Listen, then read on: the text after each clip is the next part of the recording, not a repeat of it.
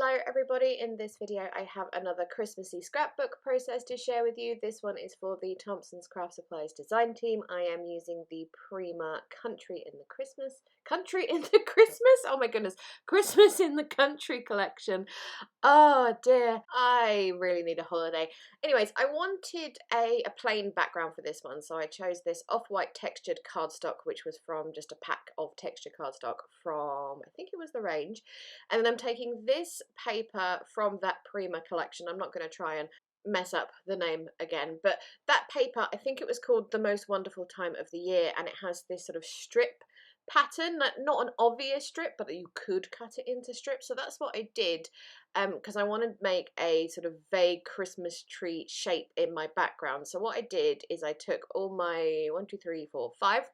Is that 5? Yes, 5 strips, and then put them in order of like how tall they were, because like the top one was quite slim, and then I'm just sort of measuring them up against each other and cutting them in like sort of descending widths, I suppose you could call it. That'll do, descending widths, just again to make that sort of Christmas tree shape.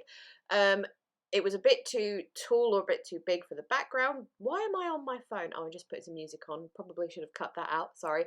And then just sort of, so I decided to overlap each one of the strips just so with the tree shape was a little bit smaller on the layout, didn't take up quite as much room. I went around the edges of each piece with Distress Oxide in Candied Apple.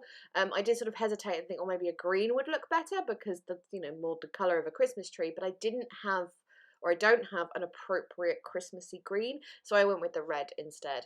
Then I wanted a little bit of stenciling to poke out behind the tree, so I started off using this Fabrica Decoru paint, but that looked horrendous, quite frankly. It did not stencil well, but thankfully I could just flip over the paper and use the B-side, and I went to old reliable Nouveau embellishment mousse in gold, obviously, and this star stencil, which I've had for a very long time.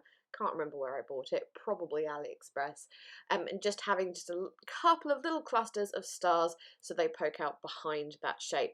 Now my camera did cut out, but all you missed was me flicking on some gold splatters on the background, sticking down those strips into the tree-ish shape, and then stitching around the whole shape, but it's machine stitching, which I wouldn't have filmed anyway because my sewing machine is in a different room. So here are my photos. I was just choosing some random papers to back those with. The photos are my little brother last Christmas opening some Christmas presents at a friend's house, and they're just really cute pictures. One, he's poking his tongue out at me, and then in the other one he's like celebrating or whatever thing he's just unwrapped. After backing those photos with that wood grainy paper, I decided they weren't going to stand out enough, so I've backed them again with some gold glitter card. Really thin layer of that around those photos, just a little hint of the gold glitter to really sort of pop them up off that background. And then I'm going to prop each one of those up on foam again, just so they stand out a little bit more from the busy background. I didn't add a load of embellishments to this layout just because I thought, like, as I said, I've already got a really busy background. You've got all those layers of the strips of pattern card and the splatters and the stars and everything. And yeah, just a lot of embellishments aren't needed. But looking at it, I took a step back at this point. I was like, there needs to be a star on top of this tree just to kind of make it obvious that it's supposed to be a rough tree shape. So I just took one of those Hobbylicious wooden stars, which are from my kit, my design team kit, and just put that down. I did consider painting it gold or something, but then I actually thought it would look quite nice just keeping it that wooden colour. It looks like quite nice and rustic and stuff.